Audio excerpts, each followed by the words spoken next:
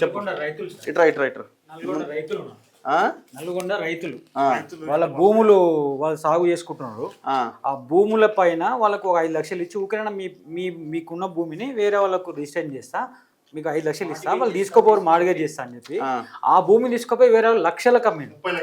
30 లక్షలు 40 లక్షలు దాదాపు 20-30 మంది రైతులు ఉన్నారు. వాడు పోతే వాళ్ళు చంపేస్తారు. వాళ్ళు చంపేందుకు ఇంటికి వస్తేనే పారిపోయాడు. పెద్ద వాళ్ళ బామ్మర్ది పోతే నేను కూడా నల్గొండకి ఎట్లా లింకు? వీళ్ళంతా అత్తగారు వాళ్ళ ఊరు మల్లెపల్లి దాటిన తర్వాత ఇది ఉందిగా పోతున్నారు. ఎవరు అత్తగారు? ఇప్పుడు అత్తగారింటికి ఏమైనా పోయిరా మీరు? పోయినాం. ఏమన్నారు? మాకు ఆమె లేదాడ, వాళ్ళ అత్త లేదు, వీళ్ళ బామ్మడి దగ్గర వచ్చింది. ఆమె కూడా కొంచెం సిక్ అయి ఉంది. వాళ్ళ బామ్మడిది ఒకటే వీళ్ళందరూ తెలుస్తారు. సరే టీచర్ నమ్మినాం సార్ మేము. నమ్మడం ఏంటంటే నేను కూడా టీచర్, మేమిద్దరం కలిసి రూమ్ లో ఉంటుంటే మా దగ్గరకు వచ్చి మొత్తం బిజినెస్ ఇట్లా చేస్తాము, ఒక ప్లాట్ కొనుక్కుంటే 150% క్యాష్ బ్యాక్ ఇట్లా ఇస్తే ఏమైతుంది, మనం ఇంకా రౌండర్స్ చేద్దాం, అది చేద్దాం, ఇది చేద్దాం అని మొత్తం డబ్బులు తీసుకో. నాది 53 lakhs. నమ్మకం అంతే.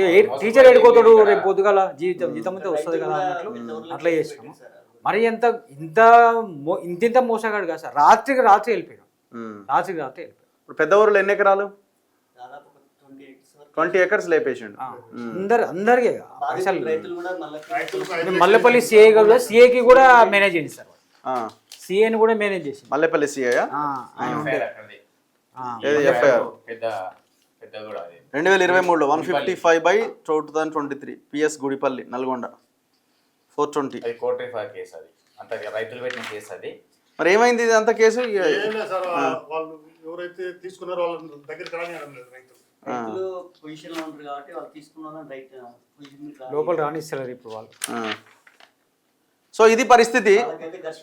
సో మనము ఎవరిని పడితే వాడిని నమ్మితే ఇలాంటి పరిస్థితులు ఎదురవుతాయి. ఇప్పుడు అల్టిమేట్గా ఏం చేయగలుగుతాం మనం? వాడు అన్ని బట్టలు ఇప్పుకొని తిరుగుతున్నాడు, నా దగ్గర ఏం లేదనో లేకపోతే సంపాదించిన జల్సాలు చేసుకుంటున్నాడు.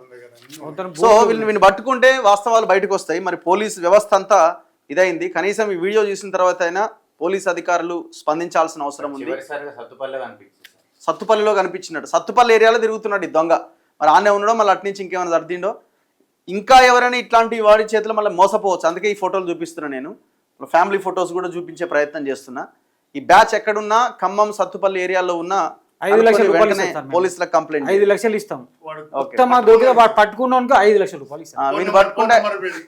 వీని పట్టుకుంటే 5 లక్షలట. ఎవరి ఫోన్ నెంబర్? 5 లక్షలు మీ నెంబర్ ఇవ్వాలా?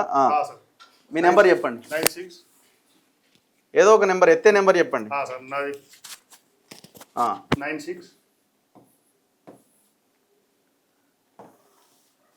9637 92 15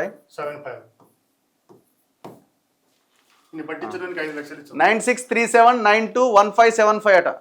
పట్టించిన వాళ్ళకి 5 లక్షలు అట. చూడరు ఇక పట్టించిన వాళ్ళకి 5 లక్షలు అట. ఏం పేరు మీ పేరు? విఎస్ రెడ్డి గారు ఆఫర్ ఇస్తున్నాడు. సరే ఈ ఆఫర్లు ఇవన్నీ పక్కన పెడితే ఈ దొంగ ఎక్కడ ఉన్నాడో, మళ్ళీ ఇంకెవరైనా మోసపోతారేమని ఫోటో బయట పెడుతున్నా. దయచేసి గమనించండి, ఇట్లాంటి వాళ్ళ చేతిలో మోసపోకండి.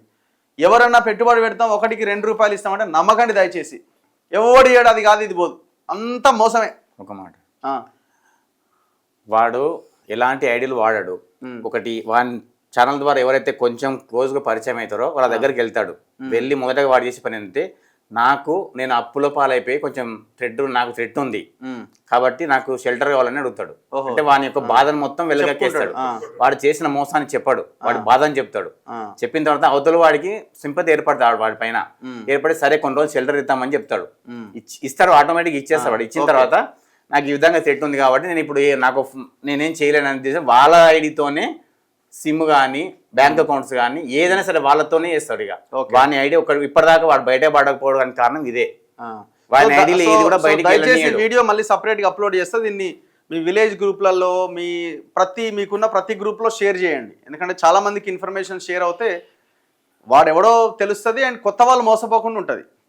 సో దయచేసి గమనించండి, ఇట్లాంటి వాళ్ళ చేతిలో మోసపోకండి. చదువుకున్న వాళ్ళే మోసపోతున్నారు. రూపాయికి 2 రూపాయలు ఏడ రావు, ఎవడు ఏడు. మన కష్టాన్ని మనం నమ్ముకోవాలి. డాక్టర్లు, టీచర్లు, అదే వచ్చింది కదా, మనమే మోసపోతున్నాం.